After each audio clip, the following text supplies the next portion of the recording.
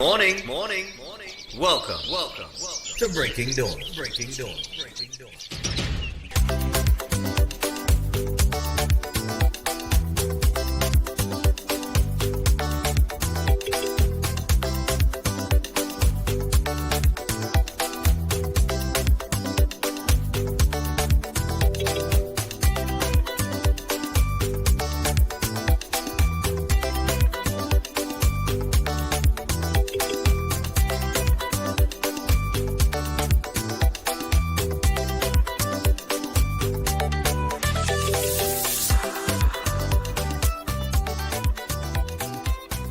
Those of you who have children, which would be the majority of Trinidad and Tobago, the exception of myself,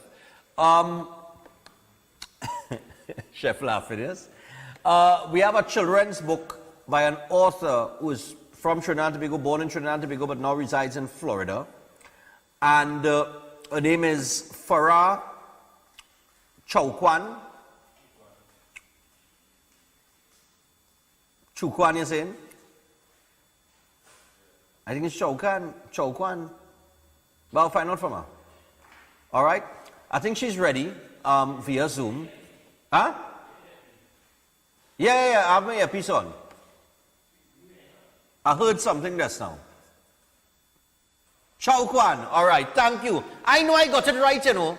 Director in the back there, Chauquan. It's Chauquan, C-H-O-W, it's Chauquan. So I think she's ready via Zoom. So we wanna introduce her with this children's book. It's a children's book named Anansi, Adventures of Anansi and Boisie, ABC. All right, and like I said, her name is Farah Chauquan, and she's joining us via Zoom from Florida. So I want to say good morning. Good morning, Mrs. Chauquan. Yes. Maybe my maiden name would have been easier for you. Maiden name would have been Raghunath, right? Raghunath, correct. Yes. Nice. So I only found out this week, about 2 days ago, that we're actually family. I do not know. Yes, I don't know what kind of cousin, because let me see. I am second cousin to your father.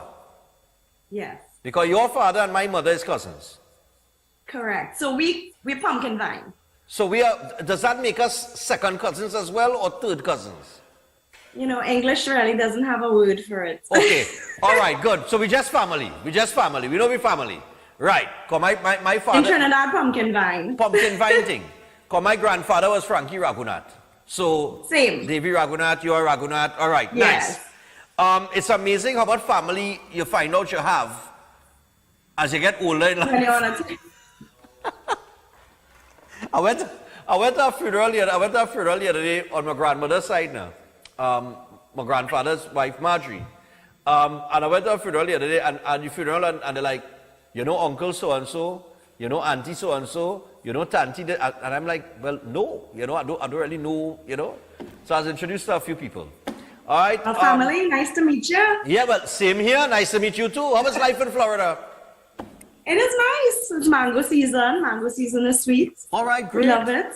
What kind of mangoes all you have up there? Well, I don't know what the name of the mango is. I feel people just be making up name and telling me, but it tastes good. All right, cool. So tell us how you became, how you decided to become an author of a children's book, a Caribbean children's book, The Adventures of Anansi and Boisie ABC, because I understand that Daniel Blaze is also involved in this project. All right? Yes. So how did this come about? Is this something that you always did, or is this like the first book that you decided to write? No. Yeah, this is the first book. I didn't really decide to become an author. I decided to write a book, which I guess made me an author. Right. Yeah, the two didn't go, together for me. I just said, hey, I would like to see this book on the market. And so I approached Daniel Blaze, who I had worked with before. My business before is, and still is Carnival Kicks. So I design shoes for Carnival. And I had worked with Daniel in that capacity. Daniel is an illustrator, an amazing animator and illustrator. Wow. And I said, hey, would you like to work with me on this project? Way back when I had my daughter 7 years ago, I kind of wanted to read to her a book sharing the dialect. And, now I have Trini American children, right? Okay. So I want to share our culture. And she going to Trinidad all the time. She have to understand what we're talking about, right? And now I have two now. So it just kind of snowballed into, hey, let me see if I could do this thing, put pen to paper.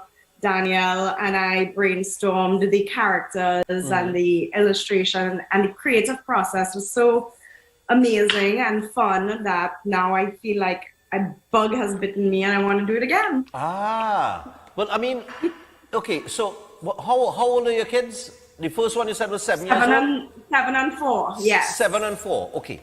So, like you said, you have Trini American children.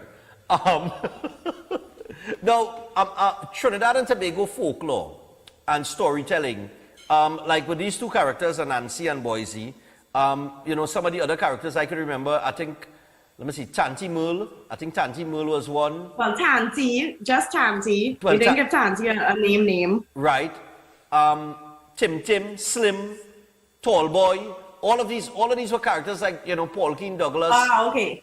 And his storytelling, from what I remember, right? I remember all these little storytelling that Paul Keane Douglas would have done, and these are some of the characters. Exactly. Right, so. Yes. Now, what type of characters do you have in this children's book that is similar to or relates to Trinidad and Tobago culture? So I would say relates to. So Anansi, of course, everybody knows Anansi, the mischievous spider. Right. So kind of Anansi now is a few generations older. So the family tree has grown, and Anansi is her father's daughter. Okay. Okay. So Anansi now is a girl. She comes from a long line of Anansis, famous line of spiders. Right. And she's picking up the baton.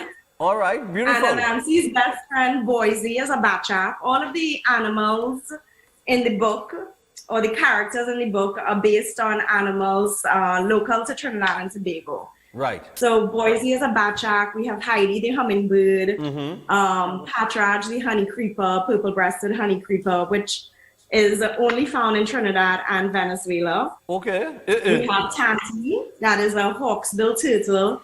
These are not traditional folklore characters. Right. But in the line of tradition, folklore characters are usually animals. Right. And anthropomorphic is what the actual phrase is, where you give animals human characteristics.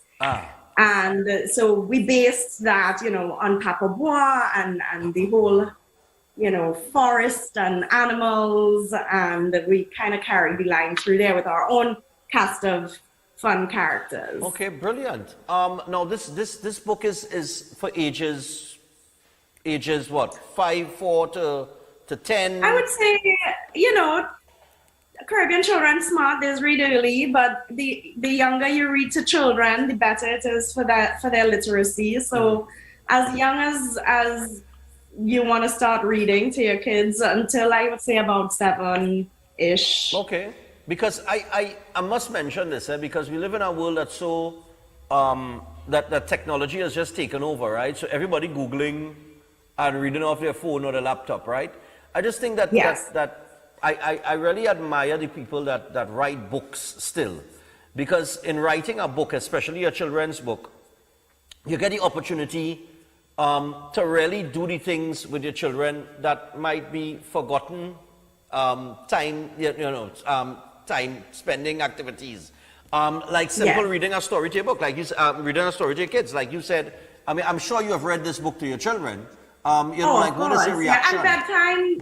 Yeah, and bedtime is usually story time. Go to sleep, and right. You read a story. I didn't show the book, but this is the paperback version. Beautiful. And it's not only just like an ABC book where you have the letters. It's actually a story with the ABCs woven throughout. Okay, great. And the storyline tells about not only the characters, which are, like I said, native to Trinidad and Tobago, and if you follow us along on social media, we'll learn the story about like the hawksbill turtle being endangered and like almost extinct species and all that. But also the story of our music. So there's Pan and there's, we mentioned Dingole. Right. Yeah. So there's a whole storyline that just brings everything kind of together in a nice bubbling pot of pilau. Yeah, because I was really reading here where you do have like the steel pan being featured in the book, and I think that's a terrific thing because a lot of people still throughout the world, they don't really know that steel pan really originated in Trinidad and Tobago. Right. Some people feel it's Jamaica, some people feel it's other parts of the world. So it's good when you write a children's book and you could put some of the, not just the characters and things like that, but some of the national, the culture into the book, from an educative standpoint. So where do people get the book? So right now you can get the book in Trinidad at Excellent Stores, soon to be at Scribble and Quills, and some other distributors pending.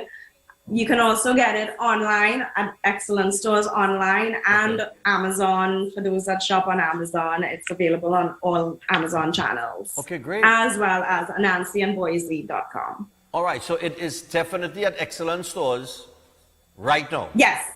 Okay. In stores right now at Chaguanas, C3 Center San Fernando, and Movie Town. C3 Center San Fernando and Movie Town. All right, so Excellent Stores, Chaguanas, C3 San Fernando, and Movie Town. So people, we want you to... Sorry. No, go ahead. In 2 weeks, I will be at Movie Town doing a book reading on the 16th. It's a Saturday, so that'll be fun. Oh, yes. So bring your kids. And the children will be on holidays. Perfect timing. Yes, I'll hear the story. Yes. That's terrific. That's another thing too. Storytelling time. I remember going to a primary school that was opposite the radio station where I used to work. And I don't even know what happened to that primary school now, they break it down and I don't know where it's gone. They never put it back. But anyway, I went to the primary school and I was asked as an on-air personality to go read a story to the children. And people underestimate.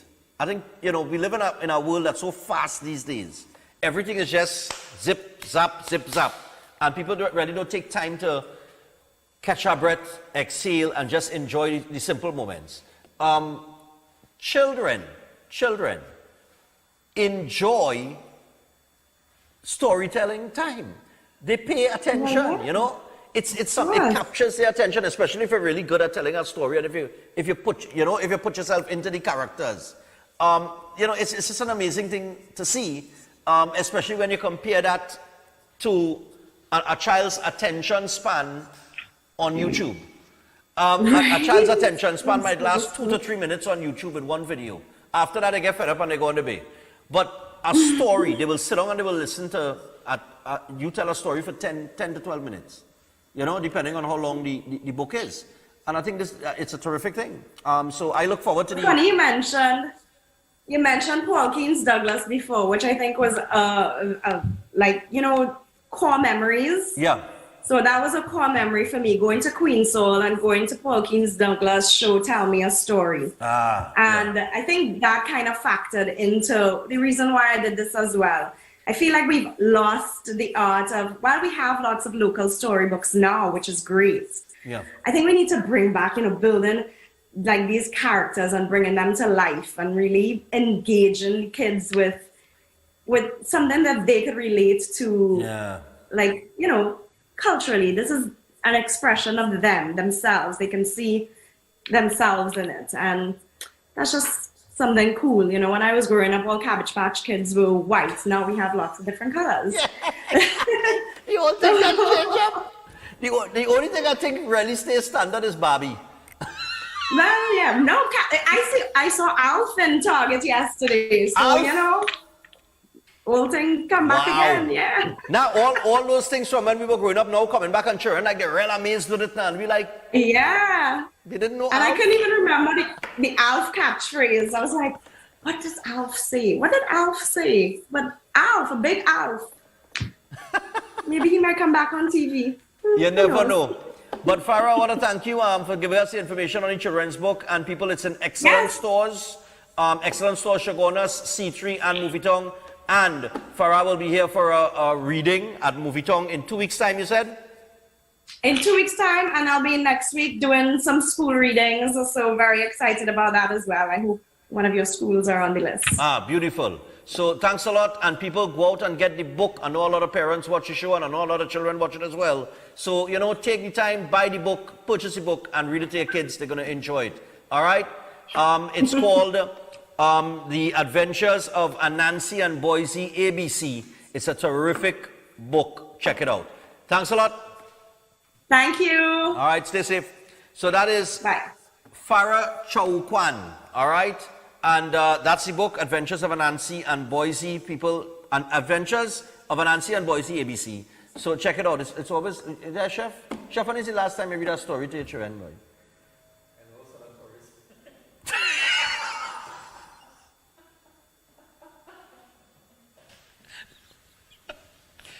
The only thing is happening here. Wait, Chef, I mean that kind of story, Chef. When is the last time you can remember reading stories to your children? You ever read storybooks to your children? Yeah. I mean, I'm not children, big children now. You know what I mean? You always had that moment and time with them throughout a certain span of their life. Yeah. You always spend that time with them, on the floor, chatting and talking with them and having stories. I can't remember if my parents used to read storybooks to me, but I would imagine. And I remember growing up a young teenager in Claxon Bay. Young teenager. Our cousins or siblings used to sit down like 6 in the evening, and an elder cousin will give us a story. All right. And we will sit down there about an hour just listen to the story. You know, I don't know if those days will come back, but it will be really interesting. Yeah, like, that's some real good storytellers, you know. Yeah. Real remember good those days we didn't have no internet and no phone, and so the entertainment you used to look for besides other sports in the evening is one of the senior or the elder cousin sit down with everybody and give a story. Yeah, man. No.